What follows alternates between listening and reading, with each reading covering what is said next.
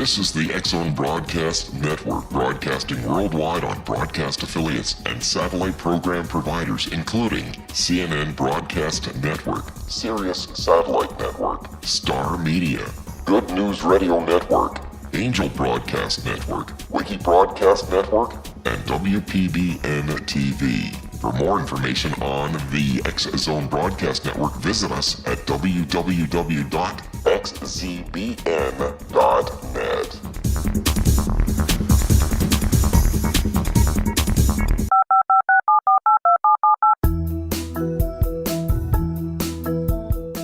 Did you know that when you're on the road with limited data or Wi-Fi, you can still listen to the X-Zone Radio Show with Rob McConnell, The Science of Magic with Gwilda Wiyaka, X-1, Dimension X, Space Patrol, and every minute of the X-Zone Broadcast Network by calling 213-401-0080, courtesy of Audio Now.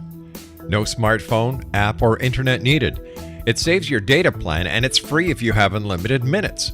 Call 213-401-0080 to listen on any phone, anytime, anywhere. Remember 213-401-0080 for the best of the paranormal, parapsychology, and sci-fi radio programming anywhere, 24/7, 365. And welcome back to the X-Zone, everyone. My guest this hour is Acharya S., and we're going to be talking about Acharya's new calendar. It's the 2012 Astrotheology calendar that serves as a basic introduction into the world of archaeoastronomy, solar mythology, and astrotheology. As has been the case in our past astrotheology calendars, in addition to showing lunar phases and festivals and astrological signs, this year's calendar highlights the solstices, equinoxes, and fire festivals with a different color for each of the 8 relevant days. Also, as in the past, in our quest to inspire an interest in astrotheology, mythology, and archaeoastronomy, we have provided fascinating information about the astronomical alignments and the astrotheological meanings of various archaeological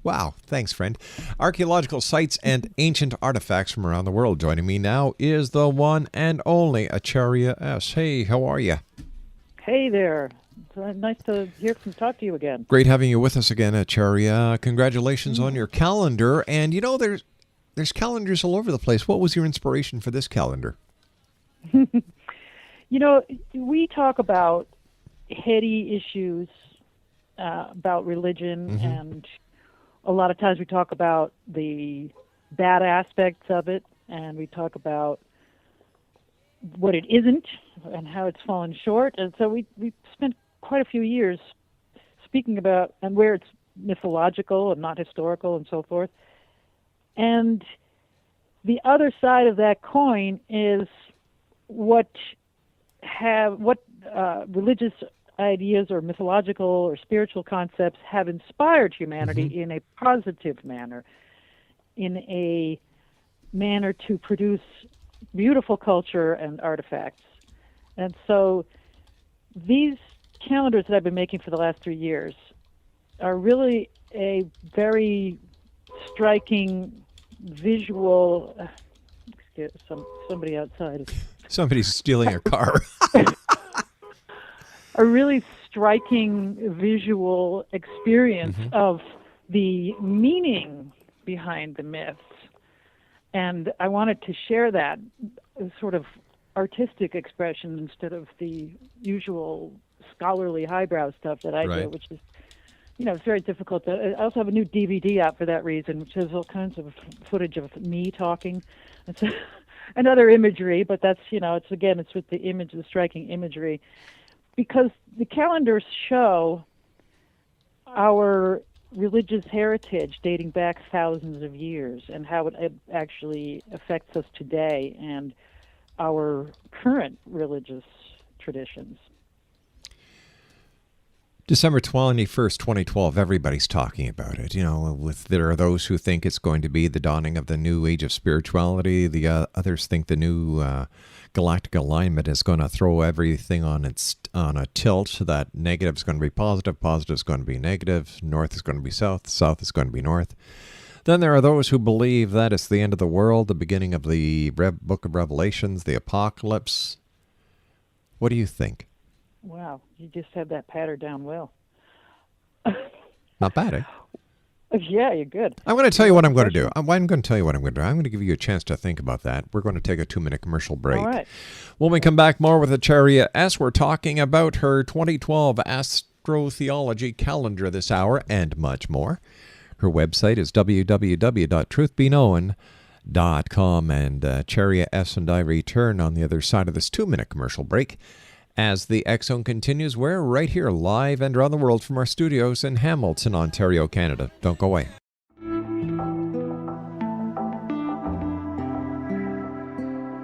Take a step back in time and discover old Florida cuisine at Marsh Landing Restaurant in Fellsmere.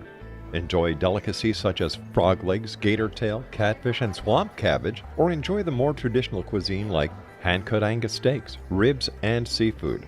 Join us for breakfast with a southern flair featuring sweet potato pancakes, biscuits and gravy, and much more. Planning a party? Marsh Landing's private dining room can accommodate groups from 8 to 80 people. While you're visiting, enjoy the historic pictures, artifacts, and stories that line the walls. Marsh Landing is truly a unique experience. Marsh Landing Restaurant, 44 North Broadway in historic Fellsmere, or visit marshlandingrestaurant.com. Marsh Landing, old Florida cuisine at its best.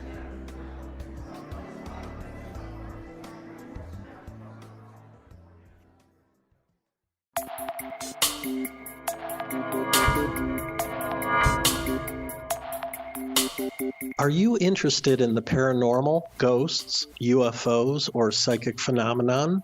Join me, Tim Bartley, co-host of Talking to Spirits with Lightworkers Tim and Justina, coming mid-January 2017 to the XZBN. We will channel spirits live and talk to them, revealing all kinds of amazing information. Spiritual attachments will be found and removed on the show, and so much more. To find out when you can listen to Talking to Spirits with Lightworkers Tim and Justina, visit www.xzbn.net for listeners on both sides of the veil.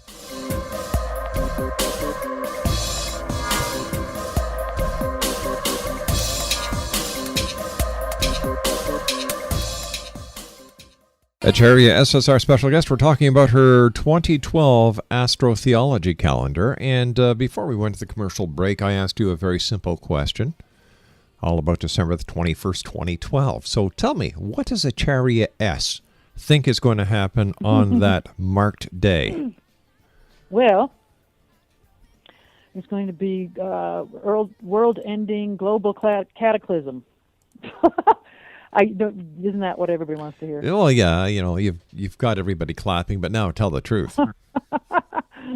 Oh, I'm afraid our end is going to come much slower than that. But, well, see, in this particular calendar, I do quote one of the world's leading Mayanists who has been dunned with that question for years now. Obviously, is a professor who has essentially refuted it. He said there's really no text that says what the sensationalist movie studios and all the rest, the New Age or kind of end of the world trumpeters are proclaiming. It'd be something like the year 2000, which I think we also were talking on the radio back then with Y2K, but it's been that long. Yeah. But no worries made in that regard. The calendar has a particular cycle that ends. I'm not an expert on the Maya calendar, which is extremely complicated. But what that date really, and even the December 21st date is sort of contrived. I believe it's traceable to the 80s, maybe with Jose Arguelles or something. I know it's apparently a really fairly modern date as far as the actual day goes. Mm-hmm. But the year is really just the end of a cycle, and The Maya clearly expected things to change at ends of cycles. They had this very, very complicated system whereby their mythology essentially would change at that point. And whether or not we choose to take, by mythology I mean what they thought was religion. They took this very seriously. And it inspired them to do certain things. So cycles definitely have an effect on us in that they inspire us to do things or act in a certain way or set up our culture in a particular manner. But that it's not something that you can actually read into and say we're going to have earthquakes and pole shifts and tsunamis and so forth and so on that day. In fact, I'm supposed to be at the site of Chichen Itza in the Yucatan on that day, giving a talk. What's your talk on? Well, my talk would be how a new future, 2012, right. a new beginning is what it would be. Because I would tie it into something like I've got going on with the calendars that I've created, which I was describing. These visual, very beautiful imagery that I've included in here, and I have text describing the artifacts, either artifacts or sites or celestial phenomena like nebula, and what humans have done with these archaeologically or astronomically aligned sites, the sacred sites, citing them on the movements of the planets and the stars and the sun, the moon, and so forth. And this expression of really it's science, astronomical science, dating back thousands of years. It reveals such a deep and profound human spirit. It's very inspiring. It's the kind of thing that we want to hear. That's the flip side of end of the world talk.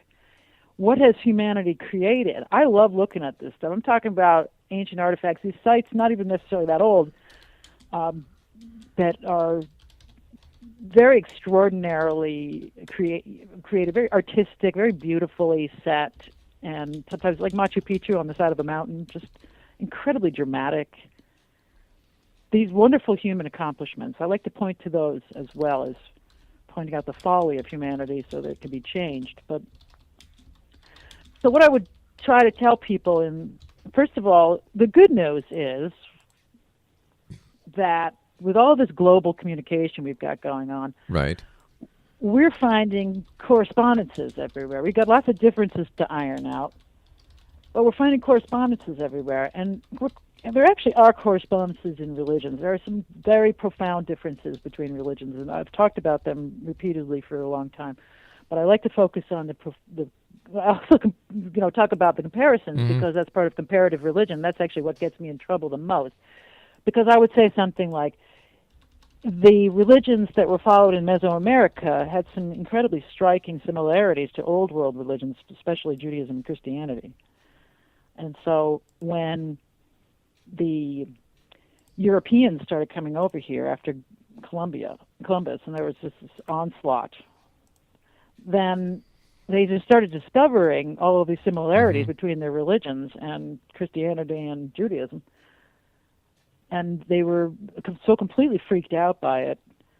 So instead of trying to figure out why they had the similarities, or they did come up with some excuses, like either Jesus teleported himself here from the Middle East, or St. Thomas flew on the back of an eagle to land in Central America. And I'm not kidding. These are the things that they came up with to explain these correspondences.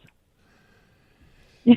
So, we know for a fact history has lied. We know that science lies. We know that everything that we're told is wrong. So, what is the truth about archaeology? What is the truth about the past as we can prove, Acharya? We know that Columbus didn't discover the Americas. We know the Vikings and the Irish were here way before him. We know that the Egyptians were trading with North America. So what do we do to change all this?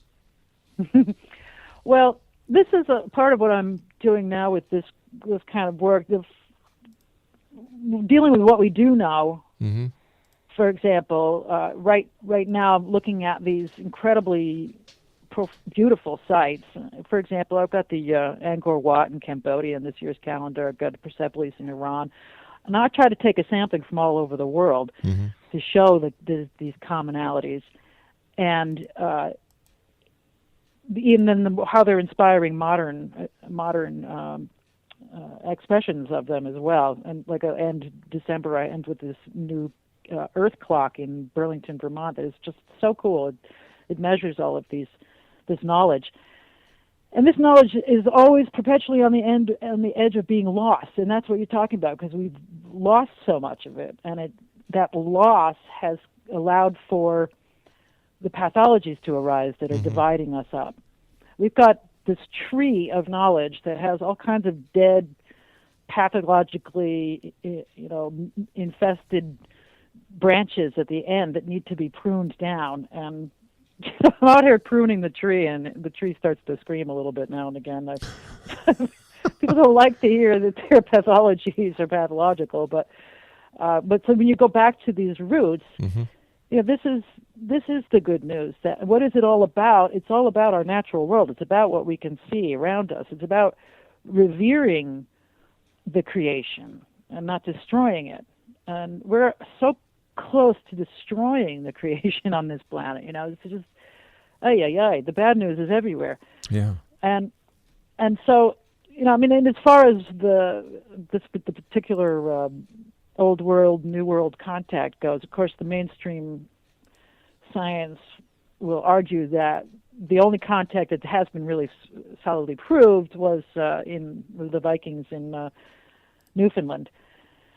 But here's where I am working on right now, because I'm revising my Christ Conspiracy book. Yes. That's quite a chore. After it was published in 1999, and there's been just tons of material that's come out to validate almost every major point and many minor details in there as well. I'm trying to figure out humanity supposedly coming out of Africa and then making its way up through, this is what the modern, the most recent theory of the genetic Eve is, making its way up through the Middle East and then over into Europe and over to the east into the Asia and then across the Bering Strait down into America, and that's really what the mainstream is telling us and so forth. And then you see all these other DNA studies on the DNA has been going back and forth on the genetics of Native Americans, and it's really confused. And so I'm trying to sift through it all, because they're talking 4 migrations, 9 migrations, 1 migration. Yeah. The one migration is the dominant theory. They're saying that the anomalies that show Polynesian genetics, that show Japanese genetics, that these are all being tossed out because they don't fit the paradigm. Yeah, if it doesn't fit, you toss it. You call it false. And that's exactly what you've been talking about with so many of your guests. You've been examining the anomalies that are being tossed away.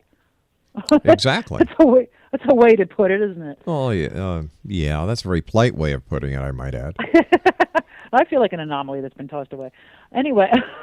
Not you, my dear. Not We're you. You're a shining light in a sea of deceit. Oh, thank you so kindly. I like to just dig down and get down to the basics and see what humanity's been doing and project myself into the picture and say, how are they getting so inspired by this? But again, with this whole thing about the Yucatan and the Maya and the religions being so similar to the old world religions and so forth. See, this is where I have a problem with that isolationist perspective. I have a very dear friend who's a major isolationist archaeologist at American University. And, I see his point where he's talking about, hey, the solid evidence is they haven't really found this, they haven't really found that. That's fun, but with my studies, the details of similarities between how similar the details are between all these religions, that to me is evidence of ongoing contact at least a couple times over a period of thousands of years. There's something to it. It's so detailed. Stand by, Acharya. You and I have to take our news break at the bottom of the hour. Acharya S. is our special guest, truthbeknown.com. My name is Rob McConnell. This is The X Zone. We'll be back on the other side of the news. Don't go away. This is the X-Zone Broadcast Network, broadcasting worldwide on broadcast affiliates and satellite program providers, including CNN Broadcast Network, Sirius Satellite Network, Star Media, Good News Radio Network, Angel Broadcast Network, Wiki Broadcast Network, and WPBN TV. For more information on the X-Zone Broadcast Network, visit us at www.xzbn.net.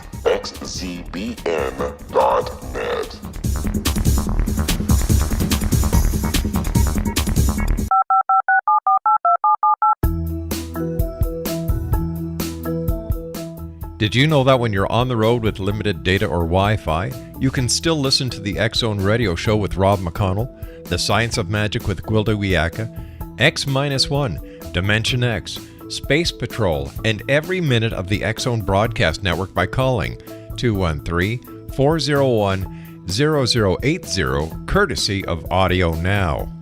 No smartphone, app, or internet needed. It saves your data plan and it's free if you have unlimited minutes. Call 213-401-0080 to listen on any phone, anytime, anywhere. Remember 213-401-0080 for the best of the paranormal, parapsychology, and sci-fi radio programming anywhere, 24/7, 365. And welcome back, everyone. Acharya S. is our special guest this hour. We're talking about Acharya's new calendar, the 2012 Astrotheology calendar. Her website is www.truthbeknown.com. And maybe for our listeners, could you describe what astrotheology is? I certainly can. With great pleasure. Geez, I hope you can. Well, we've already been talking about it. We're talking about sacred sites having astronomical alignments, archaeoastronomically aligned, which means in antiquity or prior to the modern era, people built these sites and they aligned certain axes of it, corners of the, if it's a building or sites citing stones, to the winter solstice, the summer solstice, the phases of the moon, and a wide variety of different celestial landmarks. And for purposes of not just worship, but worship as well as having this knowledge encapsulated. This is very important knowledge to humanity. We could not really progress without it. The knowledge of these planetary movements will tell us when we should be planting and harvesting. That's just a major thing. And people talk about, raise that one particular aspect up. It'll tell us when, for example, the Nile is going to flood. And that was crucial to the development of Egypt. And the Egyptian religion is highly astrotheological. Their gods were largely revolving around nature. You know, we know about the gods of the Egyptians with crocodile heads and jackal heads and so forth, and cat. And we know that they're extremely focused on the nature around them. India had the same sort of divination or deification, rather, of the natural world as well. And these are some of the oldest cultures, so it's quite natural for humanity to do that. And part of this nature worship has been the observations of the sun, the moon, the stars, the planets, constellations, meteors, comets, and so forth, and taking the knowledge about these planetary bodies and encapsulating them into stories to pass along the information from generation to generation. They also would encapsulate this knowledge in their architecture or other artifacts. We've got discs and zodiacs and so forth. That just endless amount of this wonderful stuff from around the world. And I'm trying to point towards that. Okay, let's not worry about whether or not this myth or that myth actually happened in history, because most of them didn't. You know, that's why they're called myths. But things like virgin births actually happening to people of a particular ethnicity 2,000 years ago, all this stuff that is very ethnically biased and focused on. There's one guy, he represents God, or this other guy, he represents God, and when in fact you figure out that these stories they're telling about these particular superhuman saviors and godmen. They're actually very old, they're archetypical, and they have to do with nature worship. And so this takes us out of our myopic, culturally biased little world and tosses us back into where we were 10,000 years ago, which is if you weren't a keen observer of nature 10,000 years ago, you wouldn't survive. Right. You needed somebody who knew what was happening with the natural world. And human beings are not that stupid that they couldn't have actually sat and had these scientific observations, and we know that they did. Well, of course, they didn't have Xbox, they didn't have Netflix, they didn't have computers, they didn't have all these little electronic gizmos that we have today that take us away from nature. That's exactly right. Yeah. And they're sitting on mountains. I like to just project myself back in time sometimes, like to the site called Göbekli Tepe in Turkey, for example. It's 11,500 years old. Who knew, huh? I mean, some of us crackpot anomalies over here have known about this, the antiquity of human culture for a long time, but we've been told by the mainstream repeatedly. Well, first it was the bibliolaters, saying that the Bible records the creation of the world in 4004 BC. So first we had that nonsense. Then we had the nonsense that was almost biblical from the archaeologists telling us that, there's nothing earlier than, first it was, of course, the Egyptians, and then it was the Sumerians. Mm-hmm. And then now we're finding out, even in Jericho, there's older civilization, and Chateau Hayek in Turkey. Now there's this Göbekli Tepe in Turkey. It's 11,500 years old. And it's this magnificent site that shows a serious advanced culture at that time. And so, like I said, we people who've been looking at this fringe research have known about these implications. And because some of this stuff is traceable through the myths. Some of these myths have to be very, very, very old. And so they just pop up, 3,000 years ago. I often look at the older religions. No, let's be honest. I look at all religions as nothing else but a form of an almanac. It's a good way of looking at it. Yeah. The cultural artifacts. Yeah, exactly. They're not something, I'm not interested in banning all religion. People think that because I critique religion and its pathologies that have allowed for people to kill hundreds of millions of people and do all these horrible things, that I want to ban religion across the board. And I'm saying, no, look at what religion has inspired. That's right. Now, granted, if you look at, and I'm not saying to believe in it, because if you look at something like, for example, the Mayan culture, the Mesoamericans, they were pretty brutal. They sure were. So they're creating these magnificent edifices, and yet then they're cutting people's hearts out and throwing their bodies down the sides of these buildings. So, and we also have to remember, Acharya, and please correct me if I'm wrong, that these books, these theological philosophical books were written by people who did not have a grasp on what we know today. If the events of the Bible were to happen today and witnessed by the masses, how would the Bible be written, or would it be written at all? Yeah, that's a great question. That's a huge debate whether or not an omniscient God could possibly have written such a thing and left out so much and included what debunkers are contending are serious errors in science and so forth. If you go and study, I've been studying religion since I was a child because I was very fascinated by the Greek myths as a young person. Before I could even read, I would like to look at the pictures and sometimes color cartoon, comic books and so forth. But if you look at from that perspective, I was also exposed to National Geographic. I love telling this because it really had a huge effect on my psyche. Yeah. I looked at cultures from all around the world. I was very anthropologically minded in the sense that I could look at them dispassionately from the outside and not be involved, and that applies specifically to religious brainwashing, for example.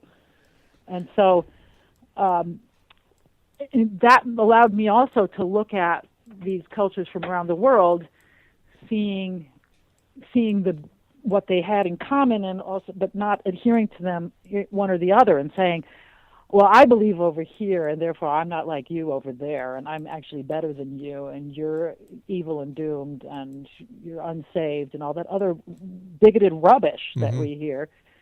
I never had that experience where I was so arrogant and conceited looking at people, I have the right belief system, I'm better than you. And so I was able to look at these different cultures without a judgment as to their morality and see what they had created. For example, the Greek culture, which I spent a lot of time studying.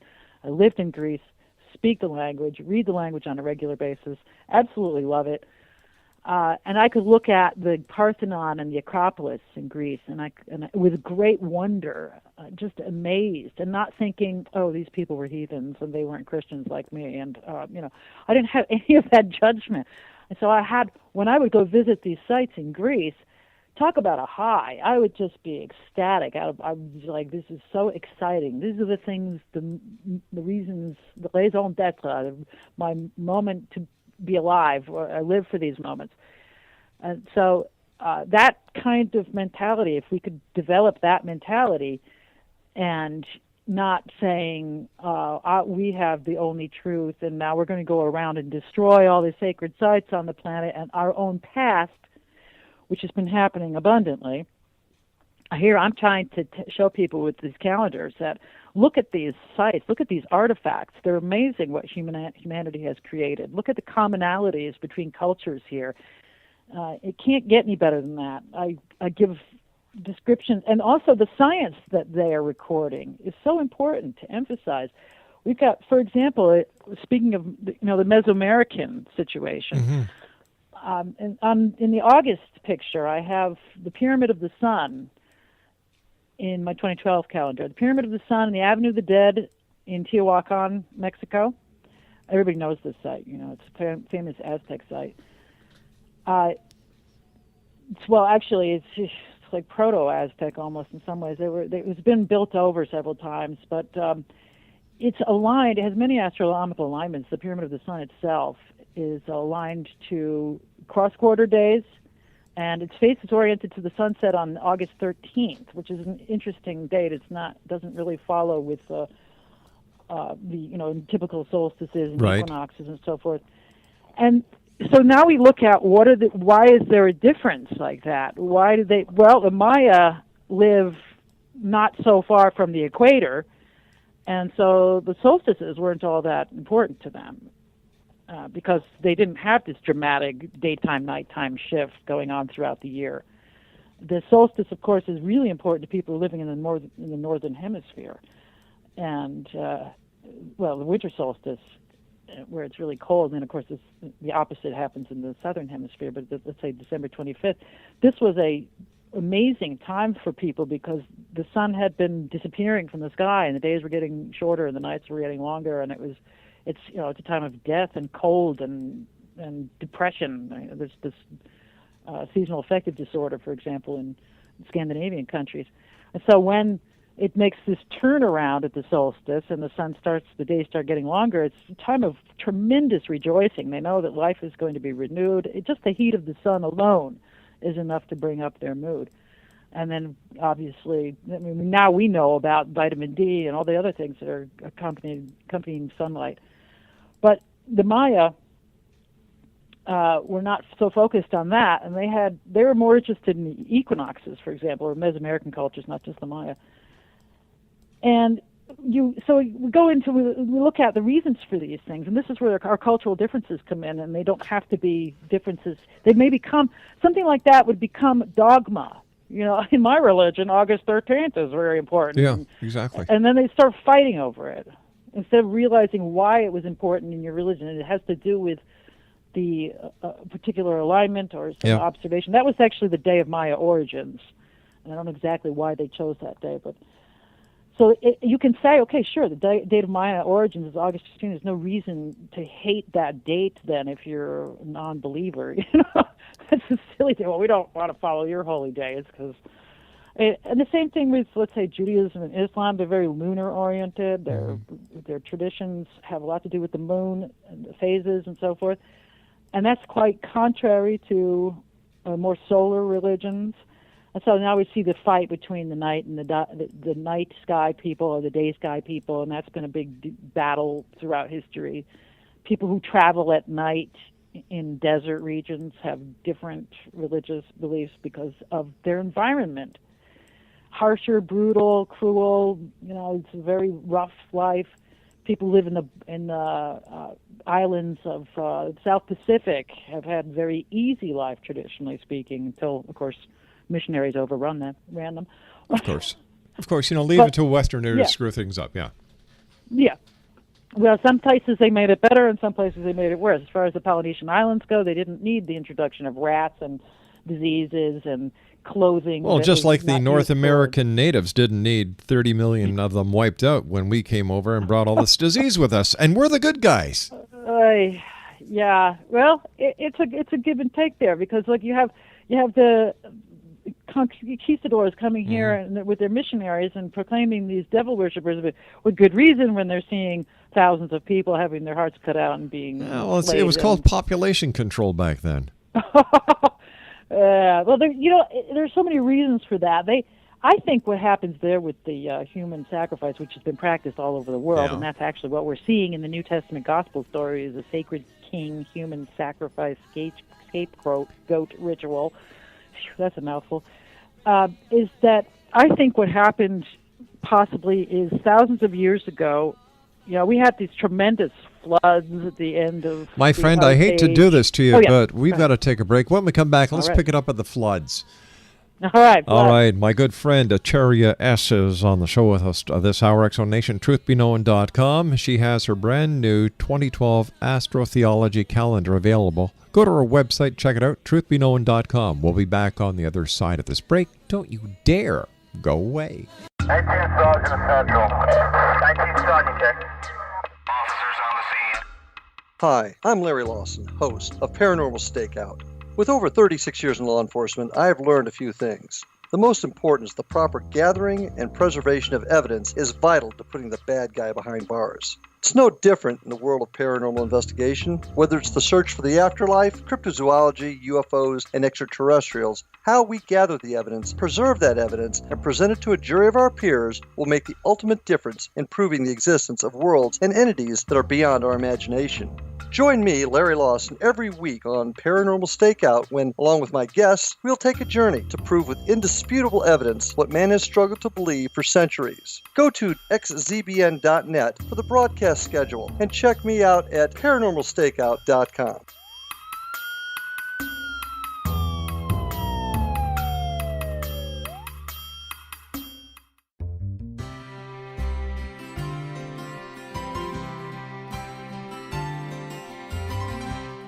True healing must address 4 levels: physical, emotional, mental, and spiritual, for us to live joyful and productive lives.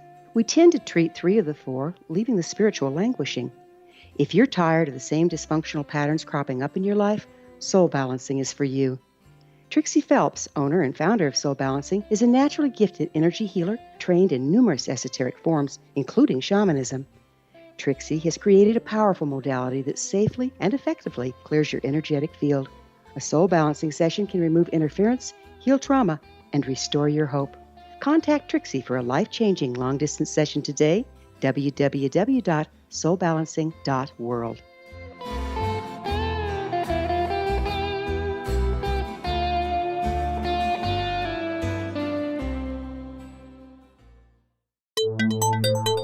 You're listening to the X Zone Broadcast Network, www.xzbn.net. My good friend Acharya S. We've been talking about her 2012 Astrotheology calendar. Her website is www.truthbeknown.com. You know what? You and I started chatting during the commercial break, and you said that you're getting right into Bigfoot. Tell us a little bit. Why do you think Bigfoot is real? You troublemaker.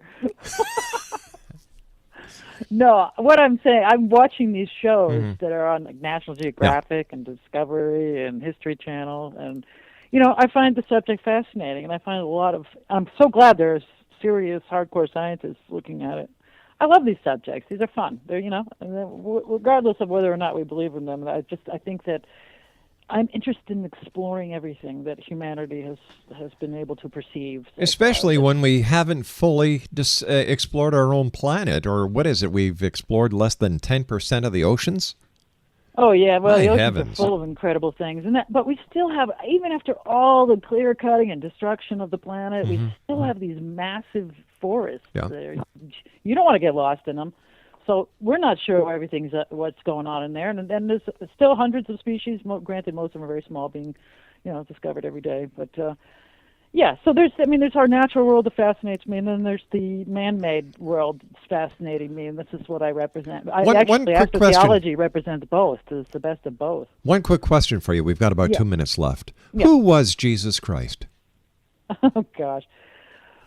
Well, my research shows these commonalities that when you take characteristics of this gospel story, the commonalities resolve back to, again, astrotheology, nature worship. And we're looking at a solar hero there. We're looking at a typical sun, God-man, solar archetype that we find in the Americas as well, which is something I also discussed briefly in this particular calendar. I talk about Kukulkan and Quetzalcoatl, or Maya and Aztec names for a similar solar figure, and it just happens to have much in common with the Christ figure.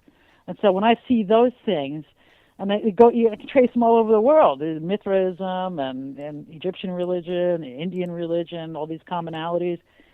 And then they seem to go back even further and further. I keep tracing them back tens of thousands of years, and they start to show themselves, reveal themselves to us as observations of the natural world.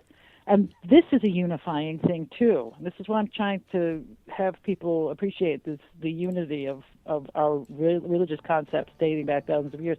And where we had left off before, this story in the gospel story of the sacred king being ritually sacrificed. It's pre-Christian. In fact, I think Christianity was an effort to end that practice, which was going on all over the place. Hey, Acharya, you and I are going to have to get back together again and complete this conversation. It's always great talking to you, my dear friend. Take care of you. The very best of luck to you in everything you do. God knows you deserve it. Oh, you too, sweetheart. You take care now. Acharya S. has been my guest this hour, truthbeknown.com. I'll be back tomorrow night at 10 o'clock as once again we cross the time-space continuum to this place that I call the X Zone. But until then, always keep your eyes to the sky and your heart to the light. Good night now.